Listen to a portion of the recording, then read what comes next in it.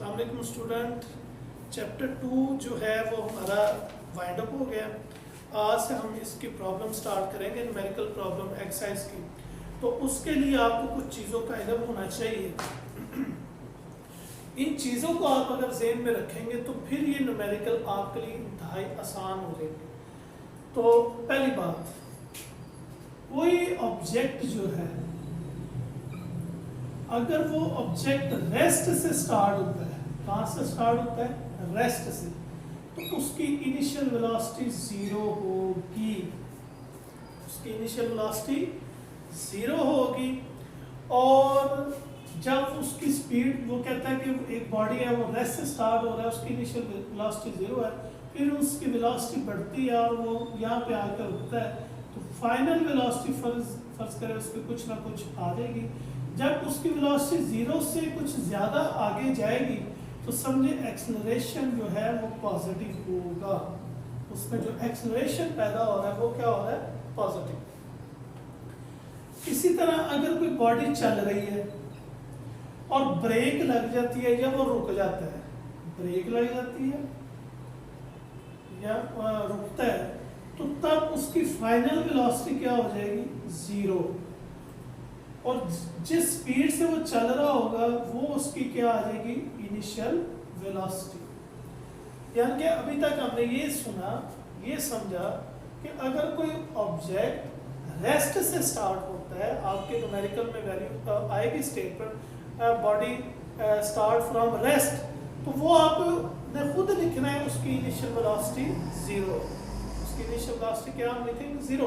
वो नहीं आपको बताएगा, उसने आपको ये बता दिया कि ये रेस्ट से स्टार्ट हो रहा है, तो अंडरस्टूड हो गया कि इनिशियल वेलोसिटी उसकी जीरो होगी। फिर जब वेलोसिटी बढ़ेगी तो वो उसकी फाइनल हो जाएगी, जहाँ पर रुकता है वो फाइनल होगी, और उसमें एक्सेलरेशन पॉजिटिव होगा क्योंकि वेलोसिटी बढ़ रही है। इसी तरह अगर कोई बॉडी चल रहा है उसमें कोई ना कोई तो वेलोसिटी होगी, जब वो रुकेगा, ये ब्रेक लगाएगा, तब उसकी फाइनल वेलोसिटी क्या हो जाएगी? जीरो।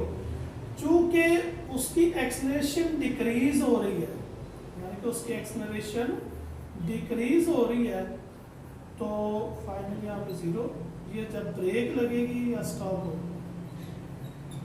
या स्टॉप कर जाए, रुक जाए, तो फाइनल उसकी जीरो हो जाएगी। चूंकि एक्सेलरेशन कम हो रही है तो लिहाजा उसमें जो एक्सेलरेशन पैदा होगी वो नेगेटिव होगी। ठीक हो गया। इसी तरह अगर कोई ऑब्जेक्ट, कोई भी ऑब्जेक्ट जो है अगर वो जमीन से ऊपर की तरफ, यानी कि अर्थ से ऊपर की तरफ जा रहा है, तो एक्सेलरेशन किस में चेंज हो जाएगा? ग्रेविटी में। और वो कितना हम लेंगे?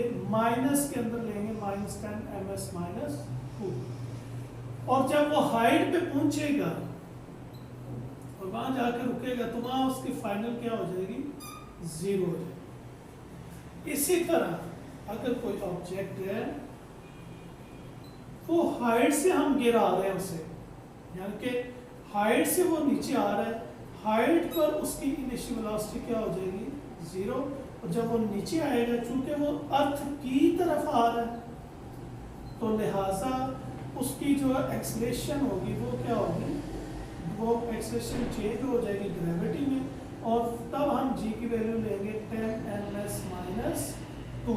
जब जमीन की तरफ आ रही है, एरो शो कर रहा है, जी एक्सेलरेशन किस में कन्वर्ट होगा? ग्रेविटी में।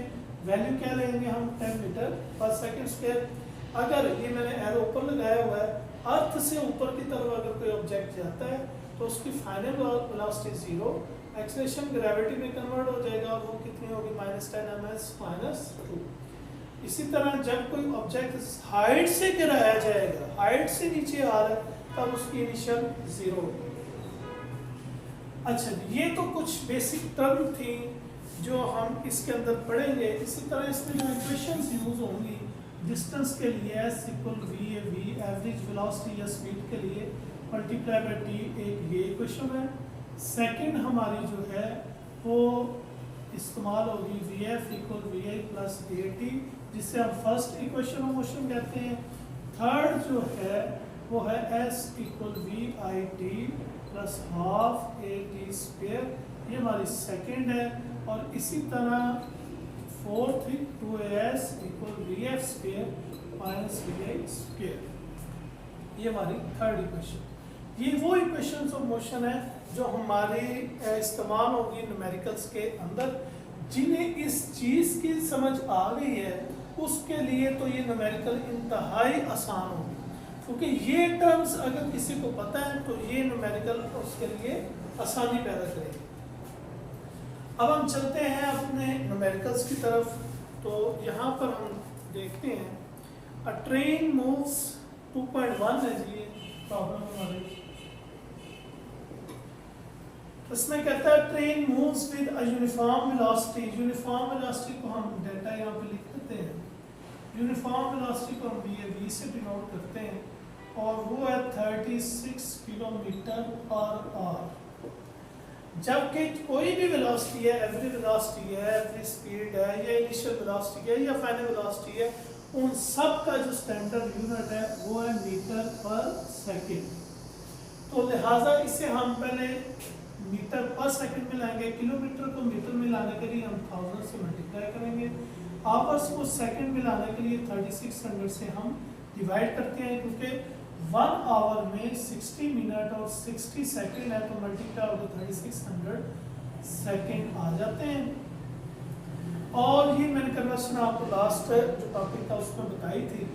तो ये 20 इससे कट गया, 36 इससे कट के आपका आ गया 10 मीटर पर सेकंड।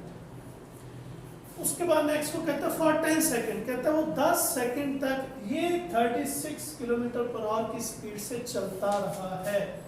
तो टाइम उसमें कितना आ गया 10 सेकंड। टाइम को हम यूजुअली स्मॉल जो है ना टी से रिप्रेजेंट करते हैं। Find the distance travel by it.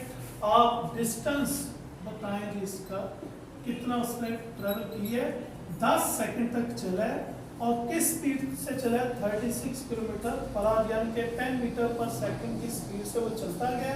10 second तक चला है तो उसने कितना डिस्टेंस ट्रेवल किया है।